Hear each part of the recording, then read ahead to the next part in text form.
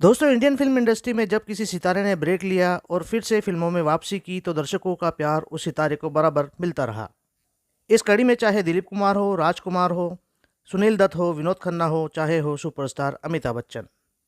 और आज हम बात करने वाले हैं अमिताभ बच्चन के राजनीति ज्वाइन करने के बाद लिए गए 3 साल के ब्रेक के बाद रिलीज फिल्म शहंशाह के बारे में। नमस्कार दोस्तों, एक बार फिर से स्वागत है आपका आपके अपने चैनल बॉलीवुड अनबॉक्सिंग में। दोस्तों, फिल्म शहंशाह रिलीज होने वाली थी 13 फरवरी 1998 के दिन, लेकिन अमिताभ बच्चन की ब्रेक के बाद पहली फिल्म होने की वजह से दर्शकों में इतनी बेताबी इस फिल्म को लेकर दिखी कि इसे एक दिन पहले यानी कि 12 फरवरी को ही रिलीज कर देना पड़ा। दोस्तों, हालांकि यह फिल्म साल 1987 के नवंबर महीने में ही रिलीज हो जाने वाली थी, लेकिन फिल्म को लेकर कई पंगों की वजह से यह फिल्म कुछ महीनों के लिए डिले हो गई। दोस्तों, उन पंगों की बात करेंगे आगे विस्तार से कि ऐसा क्या था जिसकी वजह से अमिताभ बच्चन की फिल्म की रिलीज को भी विरोध झेलना पड़ा था। दोस्तों, फिल्म शहंशाह के डायरेक्टर और प्रोड्यूसर थे अमिताभ के संघर्ष के दिनों के दोस्त टीनू आनंद। टीनू आनंद इस फिल्म शहंशाह से पहले भी अमिताभ बच्चन के साथ हिट फिल्म कालिया बना चुके थे, जो कि इनिशियली अमिताभ बच्चन ने मन मार कर साइन की थी। लेकिन जब फिल्म कालिया हिट हुई थी तो अमिताभ को टीनू की काबिलियत पर भरोसा हो गया था। टीनू आनंद ने कालिया के बाद ऋषि कपूर पद्मनी कोल्हापुरे को लेकर फिल्म बनाई साल 1984 में, और इस फिल्म का नाम था ये इश्क नहीं आसान। यह सोशल ड्रामा फिल्म ये इश्क नहीं आसान बुरी तरह पिट गई, तो टीनू आनंद को अब ज़रूरत थी एक बड़ी हिट फिल्म की, जो कि उन्हें केवल अमिताभ ही दे सकते थे। टीनू आनंद ने अमिताभ बच्चन को इस फिल्म के कॉन्सेप्ट को फिल्म कूली की फाइनल शूटिंग के समय साल 1983 में सुनाया था।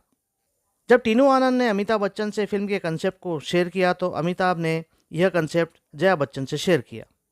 जया बच्चन ने उस कंसेप्ट पर एक कहानी लिख दी और फिल्म के लिए हीरोइन की तलाश शुरू हो गई। टीनू आनंद ने सबसे पहले हीरोइन के तौर पर श्रीदेवी से संपर्क किया।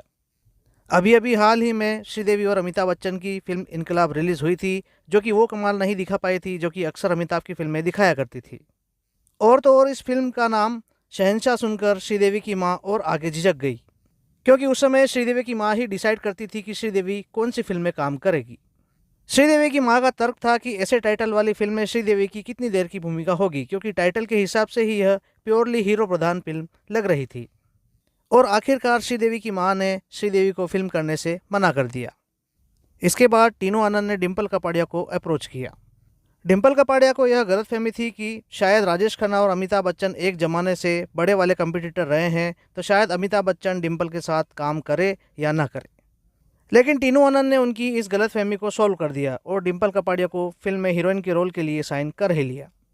हालांकि डिम्पल इस फिल्म में काम करने के लिए बेताब थी, क्योंकि अभी अभी उन्होंने एक्टिंग में वापसी की थी और सुपरस्टार अमिताभ बच्चन अब उनके साथ फिल्म करने वाले थे। दोस्तों, जया बच्चन ने फिल्म के लिए डिम्पल कपाड़िया के सारे कपड़े डिज़ाइन किए थे। डिम्पल के कॉस्ट्यूम पर भी टीनू आनंद काफ़ी खर्चा कर चुके थे। दोस्तों, बेंगलोर में 15 दिन का शूटिंग शेड्यूल होने वाला था कि फिल्म की शूटिंग के स्टार्ट होने के 2 दिन पहले ही अमिताभ ने टीनू को फ़ोन करके कहा कि वे फिल्म शहंशाह में काम नहीं कर पाएंगे, क्योंकि मद्रास में एक मेडिकल चेकअप के दौरान पाया गया था कि अमिताभ बच्चन को माइस्थेनिया ग्रेविस नाम की बीमारी है, और इस बीमारी के साथ वे शहंशाह की कॉस्ट्यूम का वजन नहीं उठा पाएंगे। अमिताभ बच्चन ने टीनू आनंद से जितेंद्र को फिल्म में लेने को कहा। टीनू आनंद को विश्वास नहीं हो पा रहा था कि वे क्या सुन रहे हैं। टीनू आनंद ने आखिरकार फिल्म का शेड्यूल रद्द कर दिया और जितेंद्र से फिल्म के लिए संपर्क किया। लेकिन दोस्तों, जितेंद्र ने यह कहते हुए मना कर दिया कि अमिताभ के लिए लिखी गई फिल्म के साथ वे कभी भी न्याय नहीं कर पाएंगे। यहाँ तक कि फिल्म शहंशाह में अमिताभ की शहंशाह वाली ड्रेस को भी जितेंद्र फिल्म आग और शोला में पहन चुके थे। दोस्तों, फिल्म जब रुक गई तो फिल्म के सारे डिस्ट्रीब्यूटर्स अपना अपना पैसा टीनू आनंद से वापस मांगने लगे। अब टीनू आनंद को जल्द से जल्द फिल्म बनाने की आवश्यकता थी। तब टीनू आनंद ने जैकी श्रॉफ से फिल्म में लीड रोल के लिए संपर्क किया। जैकी श्रॉफ फिल्म करने से खुश थे, लेकिन उन्हें इस फिल्म के लिए सोचने के लिए टाइम चाहिए था। जैकी श्रॉफ के लिए फिर से शहंशाह वाली नई ड्रेस का ऑर्डर भी दिया गया। उन्होंने इस रोल के लिए तैयारियां भी शुरू कर दी थी। लेकिन दोस्तों, 4 महीने बाद अचानक जैकी श्रॉफ ने टीनू आनंद से कहा कि वे फिल्म नहीं कर सकते। टीनू आनंद के पास अब केवल एक ही ऑप्शन था, और वह ऑप्शन था कि वे फिल्म ही बंद कर दे। दोस्तों, टीनू आनंद ने फिल्म को बंद कर देने का ऐलान कर दिया और पहुंच गए डिम्पल कपाड़िया के पास साइनिंग अमाउंट वापस लेने के लिए। लेकिन डिम्पल कपाड़िया उनसे अकड़ गई कि वह तो साइनिंग अमाउंट वापस नहीं देगी, क्योंकि उनकी तरफ से तो वह फिल्म करने को राजी हैं। अब फिल्म नहीं बन रही तो वे क्या करें, वह तो आज भी फिल्म में काम करना चाहती हैं। टीनू आनंद और डिम्पल कपाड़िया के बीच कई कंट्रोवर्सीज हुई। दोनों ने कई इंटरव्यूज़ में एक दूसरे को इसके लिए कोसा भी सही। लेकिन कुछ दिन बाद टीनू आनंद यहाँ पर एक चाल चल गए। टीनू आनंद ने डिम्पल कपाड़िया से कहा कि अब इस फिल्म शहंशाह की नायिका मीनाक्षी शेषाद्री है, और अगर डिम्पल उन्हें साइनिंग अमाउंट वापस लौटा देती है तो वे डिम्पल को अमिताभ के साथ उनकी अगली 2 फिल्मों में कास्ट करेंगे। डिम्पल कपाड़िया वास्तव में अमिताभ के साथ काम करना चाहती थी, सो मान गई। टीनू आनंद ने अमिताभ बच्चन और डिम्पल कपाड़िया के साथ 2 फिल्में महाकाल और आलिशान की घोषणा की, लेकिन ये दोनों फिल्में ही बाद में बंद हो गई। दोस्तों, साल 1985 तक एक दिन अजिताभ बच्चन, जो कि अमिताभ का सारा शूटिंग शेड्यूल फिक्स करते थे, उन्होंने टीनू आनंद को फ़ोन किया कि अब अमिताभ उनकी फ़िल्म कर सकते हैं। उनकी फ़िल्म करने के लिए केवल एक ही शर्त है कि वे गेस्ट अपीयरेंस में फिल्म में काम करेंगे और शूटिंग केवल 20 दिन ही चलेगी। टीनू आनंद ने उन्हें इसके लिए भी हाँ कर दी और एक और हीरो की जगह फिल्में बनाई और फिल्म की स्क्रिप्ट को भी बदल दिया।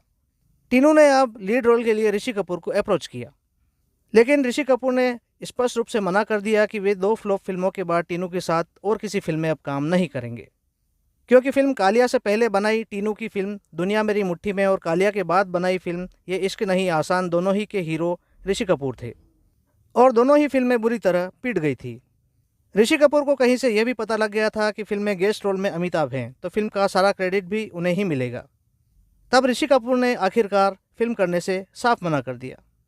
टीनू आनंद ने एक दिन अमिताभ बच्चन से कहा कि उनके बिना ही उनकी यह फिल्म शहंशाह आज तक अधूरी है, और ये बात अमिताभ को भली भांति पता भी है। तब एक दिन अमिताभ बच्चन ने टीनू आनंद को अपने घर बुलाया और साथ में लंच किया। लंच के दौरान अमिताभ बच्चन ने टीनू से कहा कि वे अपनी फिल्म की ओरिजिनल स्क्रिप्ट के साथ ही फिर से काम करेंगे और ज़रूर करेंगे। टीनू आनंद ने जब यह बात सुनी तो उनकी खुशी का ठिकाना नहीं रहा। उन्होंने फिल्म की फीमेल लीड मीनाक्षी को लेकर अगस्त 1985 में फिर से फिल्म की शूटिंग स्टार्ट कर दी। दोस्तों, फिल्म में हालांकि हीरोइन के तौर पर पूनम डिल्लो का नाम भी चला था, लेकिन पूनम डिल्लो अमिताभ के सामने काफ़ी यंग थी और अमिताभ के अपोजिट वे शूट भी नहीं करती थी। टीनू आनंद ने इस रोल के लिए अभिनेत्री माधवी से भी बात की थी, लेकिन उन्होंने आखिरकार मीनाक्षी शेषाद्री को ही साइन किया, जो कि इस दौर की काफ़ी फेमस एक्ट्रेस रही थी। दोस्तों, फिल्म शहंशाह का स्क्रीन प्ले और डायलॉग लिखे थे डायरेक्टर टीनू आनंद के पिता इंद्रराज आनंद ने, और यह फिल्म उनके कैरियर की as a screenplay writer आखिरी फिल्म भी रही थी। राज कपूर की फिल्म आग से जो इंद्रराज आनंद ने लिखना स्टार्ट किया तो स्टोरी या डायलॉग लिखते लिखते उन्होंने हाफ सेंचुरी तक बना डाली थी। जब इंद्रराज आनंद फिल्म के क्लाइमैक्स को लिख रहे थे तब इंद्रराज आनंद को हॉस्पिटलाइज किया गया था। टीनू आनंद टेंशन में थे क्योंकि उनका सेट तैयार था, लेकिन क्लाइमैक्स सीन के डायलॉग तैयार नहीं थे और उनके पिता की तबीयत बिगड़ती जा रही थी। इंद्रराज आनंद ने जब टीनू आनंद को टेंशन में देखा तो कहा कि वे फिल्म के क्लाइमैक्स को अधूरा नहीं छोड़ेंगे। आखिरकार इंद्रराज आनंद ने अपनी मौत से ठीक पहले 23 पेज का क्लाइमैक्स सीन लिखा, जिसे फिल्माने में ही 10 दिन लग गए थे। दोस्तों, फिल्म शहंशाह में जब अमिताभ बच्चन वैन लेकर कोर्ट में घुस जाते हैं, यह सीन शूटिंग के पहले ही दिन फिल्माया गया था और इस सीन की शूटिंग के दौरान टीनू आनंद को अपने पिता इंद्रराज आनंद की मौत का दुखद समाचार भी मिला था। फिल्म का एक काफ़ी फेमस डायलॉग था जो काफ़ी फेमस भी हुआ। वह डायलॉग था, रिश्ते में तो हम तुम्हारे बाप होते हैं और नाम है शहंशाह। इस डायलॉग की भी एक अलग ही कहानी है।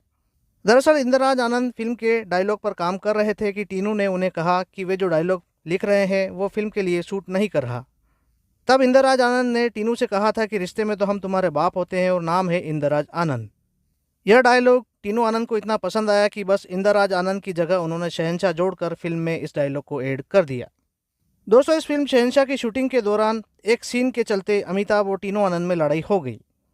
दरअसल दोस्तों, उस सीन के लिए अमिताभ चाहते थे कि वे उस सीन को ब्लेजर पहन के शूट करें, जबकि टीनू चाहते थे कि अमिताभ बच्चन इस सीन को पुलिस की वर्दी पहनकर शूट करें। लेकिन अमिताभ ने ऐसा करने से मना कर दिया और अपने कमरे में जाकर बैठ गए। जब 2 घंटे तक अमिताभ बच्चन रूम से बाहर नहीं आए तो टीनू आनंद कमरे में पहुंच गए। बात करने पर भी अमिताभ तैयार नहीं हुए और उन्होंने कहा कि टीनू, मुझे तुम्हारे पिता से इस मैटर पर बात करनी है। पहले तो इंद्रराज आनंद ने अमिताभ बच्चन का साथ दिया, लेकिन जब उन्हें पता चला कि टीनू सही है तो इंद्रराज आनंद ने अमिताभ से कहा कि अमित, क्या आप इस कूड़ेदान को देख रहे हैं? इस कूड़ेदान में केसरिया, सफ़ेद और हरे रंग के 3 अलग अलग टुकड़े पड़े हैं, और अगर आप इन कपड़ों को एक साथ सिल देते हैं तो ये हमारा नेशनल फ्लैग बन जाता है, जिसके लिए आप किसी की जान ले भी सकते हैं तो अपनी जान दे भी सकते हैं। उसी तरह एक पुलिस वाले के लिए वर्दी इंपॉर्टेंट होती है, क्योंकि इसके पीछे देश की ताकत होती है। इंद्रराज आनंद के इस तर्क को सुनकर अमिताभ बच्चन ने वो सीन फिर पुलिस की वर्दी में ही शूट किया। दोस्तों टीनू आनंद ने अपनी पिछली हिट फिल्म कालिया के कई कलाकारों को इस फिल्म शहंशाह में फिर से रिपीट किया था, जैसे अमिताभ बच्चन, प्राण, मुराद, सुधीर, यूनुस परवेज, अंजन श्रीवास्तव, कादर खान और जगदीप। फिल्म शहंशाह का कैरेक्टर मुख्तार सिंह, जिसे अभिनेता प्रवीण कुमार ने निभाया था, बेसिकली फिल्म कालिया में एक काल्पनिक कैरेक्टर रहा था, जिसकी पिटाई करने के किस्से फिल्म कालिया में अमिताभ बच्चन डीगे हाँकते हुए सुनाते रहते हैं। टीनू आनंद ने अपनी अगली फिल्म शहंशाह में उस काल्पनिक कैरेक्टर को असलियत में फिल्म में शामिल कर लिया। दोस्तों फिल्म शहंशाह में अमिताभ बच्चन और सुप्रिया पाठक ने मुंह बोले भाई बहन की भूमिका निभाई थी। इसके लगभग 17 साल बाद बनी फिल्म सरकार में दोनों ने पति पत्नी के रूप में भूमिकाएं निभाई थी। फिल्म शहंशाह में अमिताभ बच्चन की मां का किरदार निभाने वाली अभिनेत्री रोहिणी हट्टंगिणी असली ज़िंदगी में अमिताभ बच्चन से 9 साल छोटी है, और इसके ठीक 2 साल बाद फिर से रोहिणी ने फिल्म अग्निपथ में अमिताभ बच्चन की मां का दमदार रोल फिर से प्ले किया था। दोस्तों फिल्म शहंशाह में अरुणा ईरानी ने अमिताभ बच्चन की हीरोइन मीनाक्षी शेषाद्री की मां की भूमिका निभाई थी, जबकि फिल्म बॉम्बे टू गोवा में वे अमिताभ की हीरोइन भी रह चुकी थी। दोस्तों फिल्म शहंशाह में अमिताभ बच्चन के बचपन का रोल प्ले किया था राम गोपाल वर्मा की फिल्म मस्त से एज ए हीरो डेब्यू करने वाले अभिनेता आफ्ताब शिवदासानी ने। आफ्ताब शिवदासानी शहंशाह के अलावा एक और फिल्म इंसानियत में अमिताभ बच्चन के बचपन का रोल प्ले कर चुके हैं, जो कि साल 1989 में शुरू हुई थी, लेकिन 5 साल बाद यानी साल 1994 में रिलीज हुई थी। दोस्तों फिल्म शहंशाह का मेन अट्रैक्शन थी अमिताभ बच्चन की शहंशाह वाली ड्रेस। जब फिल्म इनिशियली स्टार्ट हुई थी तो इसे मुंबई की कचनीज फैशन से तैयार करवाया गया था, लेकिन जब अमिताभ बच्चन को माइस्थेनिया ग्रेविस नामक बीमारी का पता चला तो उन्होंने फिल्म करने से मना कर दिया। तब ये ड्रेस पड़ी रह गई। फिल्म जब वापस स्टार्ट हुई तो पता चला कि कचनीज फैशन ने वो ड्रेस फिल्म आग और शोला के प्रोड्यूसर को जितेंद्र के लिए साल 1986 में बेच दी है। दरअसल दोस्तों फिल्म आग और शोला में जितेंद्र ने जो लेदर जैकेट और पैंट पहनी है वह शहंशाह की ही पोशाक है। बाद में टीनू आनंद ने दूसरी कंपनी बड़ा सब के किशोर बजाज के साथ मिलकर शहंशाह के लिए नई ड्रेस बनवाई, जिसे अमिताभ ने फिल्म में पहना था। इस ड्रेस का कुल वजन 28 किलो था, जिसमें से 14 किलो का तो राइट हैंड पर लगे मेटल का ही वजन था। दोस्तों फिल्म शहंशाह की रिलीज को इनिशियली हालांकि विरोध झेलना पड़ा था, जिसकी वजह से इसकी रिलीज में लगभग 3 महीने की देरी हुई। फिल्म की रिलीज के विरोध का कारण था तात्कालिक सरकार का बोफोर्स घोटाला, और इसमें अमिताभ बच्चन का नाम भी कई बार उछाला गया था। अमिताभ ने इसी घोटाले में अपना नाम आ जाने के चलते राजनीति को अलविदा कर दिया और वापस एक्टिंग की तरफ अपना रुख किया था। फिल्म की रिलीज से पहले शिवसेना प्रमुख बाला साहब ठाकरे ने बोफोर्स घोटाले के बारे में भ्रम को दूर करने के लिए अमिताभ से एक मुलाकात भी की थी। जब बाला साहब ने अमिताभ बच्चन को इसमें निर्दोष पाया तो फिल्म शहंशाह को मुंबई और आसपास के इलाकों में सुरक्षित रूप से रिलीज कराने का उनसे वादा भी किया था। दोस्तों फिल्म जब रिलीज होने वाली थी तो थिएटर्स के आगे लाइनें लग गई थी, क्योंकि लगभग 2 साल बाद अमिताभ बच्चन की कोई फिल्म आ रही थी। फिल्म ने हिस्टोरिकल एडवांस बुकिंग का रिकॉर्ड बनाया था, जो कि हिंदी सिनेमा में शायद ही दोहराया गया हो। सभी थिएटर्स फिल्म की रिलीज के 2 हफ्ते पहले ही बुक हो चुके थे और टिकट्स की ब्लैक मार्केटिंग भी बहुत हुई थी। टीनू आनंद ने इससे फ़ायदा भी बहुत कमाया। फिल्म की कीमत को उन्होंने बढ़ाकर 75 लाख प्रति टेरिटरी कर दिया था। दोस्तों फिल्म के क्लाइमैक्स सीन का, जो कि कोर्ट में फिल्माया गया था, के लिए कई जजेस ने अदालत का मजाक उड़ाने के लिए अपनी अपनी पिटीशंस फाइल की थी। फिर भी फिल्म हिट साबित हुई और बाद में अमिताभ बच्चन को बॉलीवुड के शहंशाह के नाम से ही पुकारा जाने लगा। दोस्तों फिल्म के म्यूजिक की बात करें तो म्यूजिक हिट था, और इसका म्यूजिक दिया था म्यूजिक डायरेक्टर अनिल विश्वास के बेटों अमर और उत्पल ने। दोस्तों अमर और उत्पल हालांकि अमिताभ बच्चन, माधुरी दीक्षित और माधवी द्वारा अभिनीत एक फिल्म शिनाख्त में भी म्यूजिक देने वाले थे, जिसे टीनू आनंद ही डायरेक्ट कर रहे थे, लेकिन ये फिल्म बन नहीं पाई। इसके बाद भी अमर उत्पल ने कई फिल्मों में अपना म्यूजिक दिया, लेकिन उनकी 2 फिल्मों का संगीत ही नोटेबल रहा, जो थी आजा मेरी जान और कसम तेरी कसम। इन दोनों ही फिल्मों में गुलशन कुमार के छोटे भाई किशन कुमार हीरो रहे थे।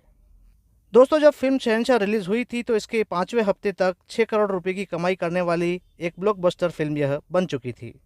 न्यू जनरेशन वाली फिल्में जैसे तेजाब और कयामत से कयामत तक से बड़ा कंपटीशन मिलने के बाद भी इस फिल्म ने बॉक्स ऑफिस पर काफ़ी अच्छा प्रदर्शन किया था। दोस्तों आज की वीडियो में बस इतना ही। वीडियो में दी गई जानकारी अच्छी लगी हो तो वीडियो को लाइक करें और साथ साथ हमारे चैनल बॉलीवुड अनबॉक्सिंग को सब्सक्राइब जरूर करें। धन्यवाद।